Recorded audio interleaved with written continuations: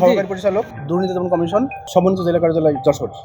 আজকে মোহাম্মদ নুর নবী নামের এক ব্যক্তি আমাদের অফিসে এসে একটা অভিযোগ দাখিল করে এবং অভিযোগের বিষয়বস্তু ছিল যে তার ওয়াইফ বেশ কিছুদিন আগে মারা যায়। তার ওয়াইফের বেতন সমতাকরণ এবং পেনশন কেসটা জেলা প্রাথমিক শিক্ষা অফিসার যশোরে আটকে রাখা হয়। একইভাবে তার এক বন্ধু মারা গেছে, তারও এই পেনশন কেসটা আটকে রাখা হয়। এই ব্যাপারে উনি হচ্ছে জেলা প্রাথমিক শিক্ষা অফিসার জনাব মোহাম্মদ আশরাফুল আলমের সঙ্গে একাধিকবার যোগাযোগ করেছেন এবং এর আগে উনি যেটা বলেছেন যে উনি এর আগে বেশ কয়েকবার ওনাকে ঘুষ দিয়েছেন। তারপরে উনি বলেছেন যে আমাদেরকে আরো টাকা দিতে হবে।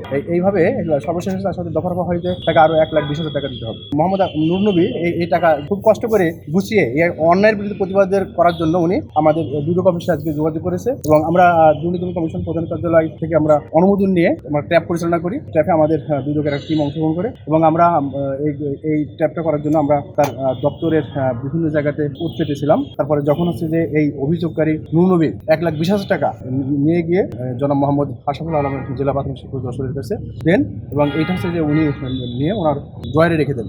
সঙ্গে সঙ্গে আমাদের টিম গিয়ে হাতে নাতে তাকে এই টাকা সহ গ্রেপ্তার করে আমরা অলরেডি মামলা দায়ের করেছি এবং এখন আমরা তাকে আইন অনুসারে এখন আমরা তাকে থানায় সোপর্দ করব।